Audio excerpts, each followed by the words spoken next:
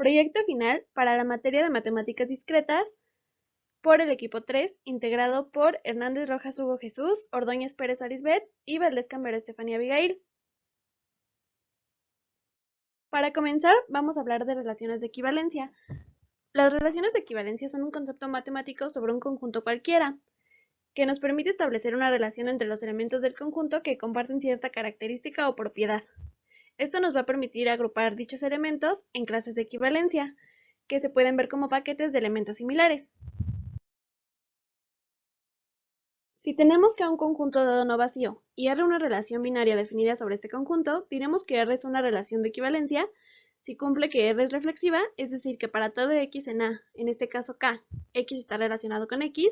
Si R es simétrica, es decir, que para todo X y Y que están en K, X está relacionado con Y, entonces Y está relacionado con X. Y si R es transitiva, es decir, que para todo X, Y y Z que están en K, si X está relacionado con Y y está relacionado con Z, entonces X está relacionado con Z. Cuando los elementos de nuestro conjunto tienen una relación de equivalencia definida entre ellos, entonces se puede dividir el conjunto en clases de equivalencia.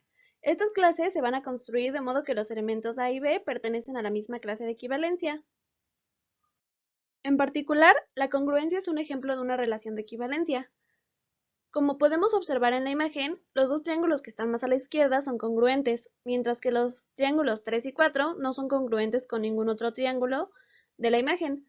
Por lo tanto, los primeros dos triángulos estarán en la misma clase de equivalencia, mientras que el tercero y cuarto estarán en su propia clase de equivalencia. Un ejemplo de espacio cociente lo podemos ver en la topología cociente, que consiste en crear una topología pegando ciertos puntos sobre otros en un espacio dado y por medio de una relación de equivalencia que esté bien definida. Así, este nuevo espacio generado recibe el nombre de espacio cociente. Algunos ejemplos son el toro matemático o la banda de Möbius. Un ejemplo es el que se muestra en la diapositiva, en el que si en el conjunto de los números enteros que se denotan por z, se define la relación a menos b cuando a menos b sea un múltiplo de 5. Entonces las clases de equivalencia son las siguientes. La clase de equivalencia del 0 contiene al menos 15, menos 10, menos 5, entre otros. La clase del 1 contiene menos 14, menos 9, menos 4. La clase del 2 contiene a menos 13, menos 8, menos 3. La clase de equivalencia de 3 contiene a menos 12, menos 7, menos 2, entre otros.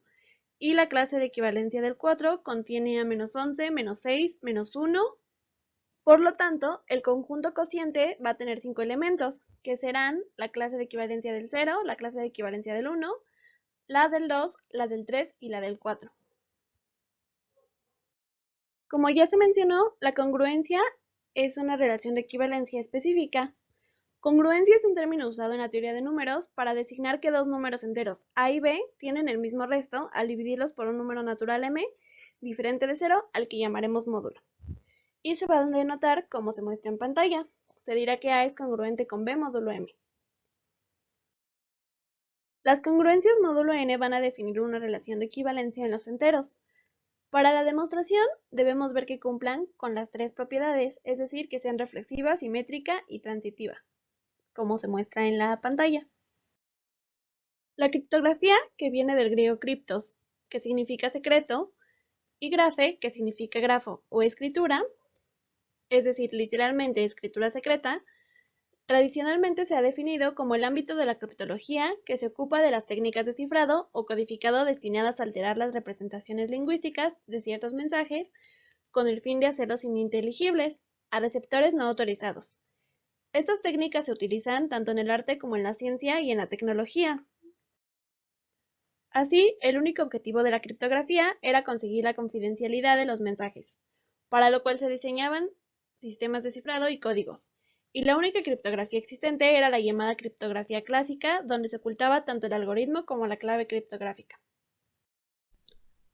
La criptología, por otra parte, mezcla los términos criptos, que significa escondido u oculto, con logos, discurso. La criptología, entonces, vendría a ser el estudio de lo que se esconde en determinados mensajes. Primero hablaremos del cifrado afín. Este tipo de cifrado tiene la forma general C congruente con AP más B módulo 27, donde A y B estarán en Z27 y además A y 27 serán coprimos, es decir, que su máximo común divisor será igual a 1, pues se consideran las 27 letras del alfabeto español. Se exige que A y 27 sean coprimos, pues así cuando P recorre todo el alfabeto, C también lo va a recorrer. Como nuestra transformación de descifrado es C congruente con AP más B módulo 27, entonces la transformación de descifrado será C menos B congruente con AP módulo 27, o lo que es lo mismo, P congruente con A a la menos 1 por C menos B módulo 27. En el cifrado por desplazamiento, únicamente se recorren las letras hacia adelante un número K, en donde K está entre 0 y 26, pues hay 27 encriptaciones diferentes por las 27 letras del alfabeto. Como ejemplo, supongamos que deseamos descifrar el texto que aparece en pantalla. Esto lo haremos analizando cuáles son las letras que más se repiten en todos los textos. En primer lugar está la letra E, en segundo la letra A, en tercero la letra D, en cuarto la L, en quinto la S, en sexto la N y en séptimo la D. Notemos que en nuestro texto la letra H aparece más veces, en el cuadro 2, en el 3, en el 4, en el 5 y en el 6. Y la letra G aparece 5 veces, en el cuadro 1, en el 2, en el 3 y en el 6. De aquí podemos decir que en el cifrado la letra E se transformó en H y la letra A se transformó en G. Si nosotros numeramos todas las letras del abecedario desde 0 hasta 26, entonces vamos a ver que la letra E coincide con el número 4 y la H con el número 7, es decir, de la posición 4 se transforma a la 7. Y, por su parte, la letra A coincide con el 0 y la G con el 6. Entonces tenemos que 7 es congruente con A por 4 más B módulo 27, es decir, 7 es congruente con 4A más B módulo 27. Y 6 congruente con A por 0 más B módulo 27, entonces 6 congruente con B módulo 27. Así, al combinar nuestras congruencias, llegaremos a que la transformación de cifrado es C congruente con 7 por P más 6 módulo 27. Entonces, la transformación de desencriptación o de descifrado será P congruente con 7 a la menos 1 por C menos 6 módulo 27. Y esto se puede reducir a P congruente con 4C más 3 módulo 27. Esta va a ser la fórmula de desencriptación.